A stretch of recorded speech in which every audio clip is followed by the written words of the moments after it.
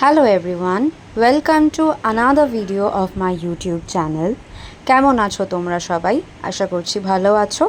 আজকে আমরা ডিসকাস করব পলিটিক্যাল সায়েন্সের সেকেন্ড সেমেস্টারের ক্যালকাটা ইউনিভার্সিটির আন্ডারে কোয়েশ্চেন প্যাটার্ন আর সাজেশনস।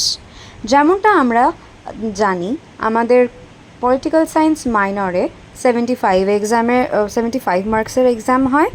সেটার মার্কস ডিভিশন তোমরা দেখে নাও 3 SAQ আউট অফ 5, মানে হচ্ছে তোমাদের 5খানা SAQ দেওয়া হবে, যার মধ্যে থেকে তোমাদের 3টে কোয়েশ্চেন চুজ করে নিতে হবে, যেটার মার্কস থাকবে 5 করে ইচ। এখানে আমরা টোটাল হয়ে যাচ্ছে 15, আর এই সেকশনটাতে আমাদের দুটো মডিউল থেকে কোয়েশ্চেন আসবে। তোমরা সবাই জানো আশা করছি সিলেবাস, যে মডিউল 1 আছে আর মডিউল 2 আছে সিলেবাসে। তো মডিউল 1 আর 2 দুটোর থেকেই কিন্তু শর্ট কোয়েশ্চেন্স আসতে পারে, মানে আসেই, শর্ট কোয়েশ্চেন্স আসে, দুটো মডিউল থেকেই শর্ট কোয়েশ্চেন্স কিন্তু আসে। তারপরে সেকেন্ড সেকশনে আমরা দেখব আমাদের আবার 3খানা লং কোয়েশ্চেন আনসার দিয়ে দেওয়া হবে, লং কোয়েশ্চেন্স দেওয়া হবে, যার মধ্যে থেকে মাত্র দুটো কোয়েশ্চেন আমাদের অ্যাটেন্ড করতে হবে, carrying 15 marks each, all total 30, যেটা শুধুমাত্র মডিউল 1 থেকে আসবে। ঠিক আছে, পরের সেকশনে আমরা দেখব আবার সেম 3টে লং কোয়েশ্চেন দেওয়া হবে, যার মধ্যে থেকে আমাদের মাত্র দুটো লং কোয়েশ্চেন চুজ করে অ্যাটেন্ড করতে হবে, each carrying 15 marks, total 30 marks. তাহলে এইভাবে, যেটা শুধুমাত্র কিন্তু মডিউল 2 থেকে আসছে, মডিউল 1 থেকে 30 মার্কস, মডিউল 2 থেকে 30 মার্কস, আর বাকি 15 মার্কস 5 মার্কসের সেটা যে কোনো মডিউল থেকে দিতে পারে।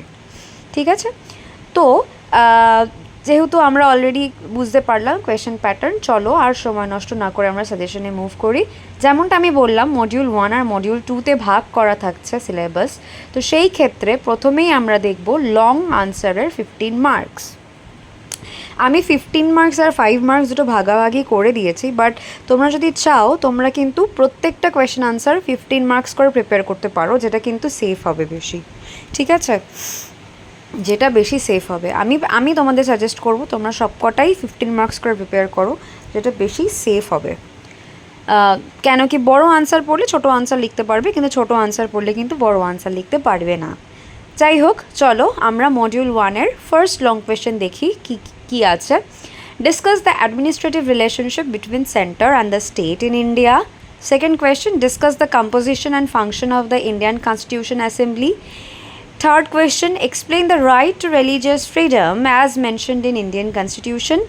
Fourth হচ্ছে discuss the nature of Indian federal system. Fifth হচ্ছে explain the emergency power of the President of India.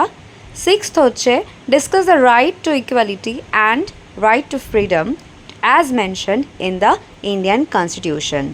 Seventh হচ্ছে explain the relationship between president and prime minister of India. এই কটা প্রশ্ন যদি তোমরা লং আনসারের জন্য প্রিপেয়ার করে যাও, দ্যাটস মোর দ্যান এনাফ, এর মধ্যে থেকে তোমরা কমন পেয়ে যাবে কোয়েশ্চেন। নেক্সট দেখো, মডিউল 1 থেকে আমি কিছু 5 মার্কসের জন্য রেখেছি, আমি যেটা আগেও বললাম, তোমরা যদি চাও এই 5 মার্কসের কোয়েশ্চেন্সগুলো তোমরা 15 মার্কস হিসাবেও প্রিপেয়ার করতে পারো, যেটাতে তোমরাই বেনিফিটেড হবে। আচ্ছা, ফার্স্ট কোয়েশ্চেন শর্ট কোয়েশ্চেনের জন্য, discuss the economic relationship between the central and the states. Second question, explain the relationship between the prime minister and the president of India. Third question, what is the significance of preamble of the Indian constitution. এই কোয়েশ্চেনটা আগের বছর যেহেতু এসে গেছে, এটা অতটাও important নয়, তাও তোমরা প্রিপেয়ার করে যেও, বলা যায় না বাই চান্স যদি রিপিট করে দেয় তখন কিন্তু সমস্যায় পড়ে যাবে, তাই প্রিপেয়ার করে যেও। আনসারটা খুবই সহজ, একটু দেখলেই পারবে। ফোর্থ কোয়েশ্চেন হচ্ছে what is the difference between fundamental duties and fundamental rights. এই কোয়েশ্চেনটার ক্ষেত্রে তোমরা ফান্ডামেন্টাল ডিউটিস আর ফান্ডামেন্টাল রাইটস আলাদা করেও যদি পড়ো, আলাদা করেও যদি লেখো তাহলেও হবে। Fifth question and the last question from module 1 short question is explain the functions of Indian prime minister.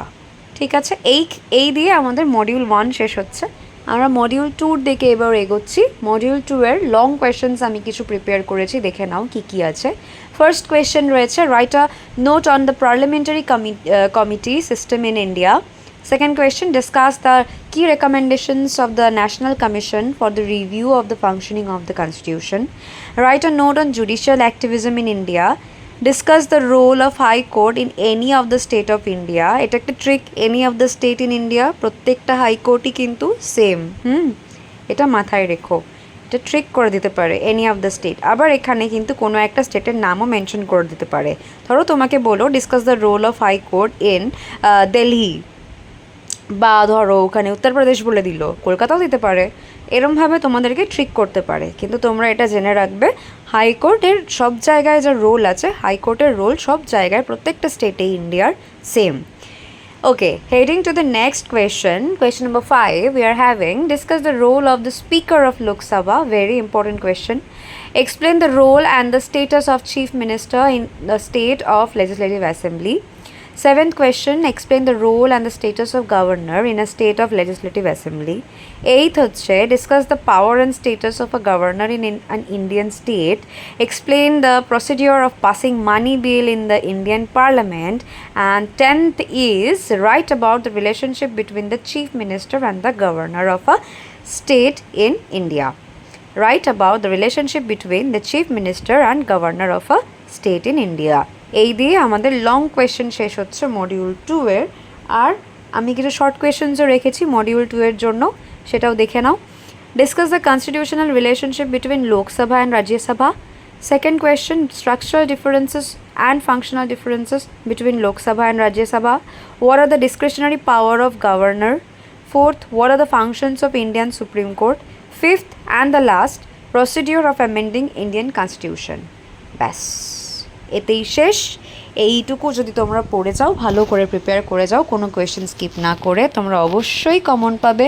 আমি বারবার করে এটা বলে থাকি, আমার সাজেশন 100% কমন তোমরা পাবেই।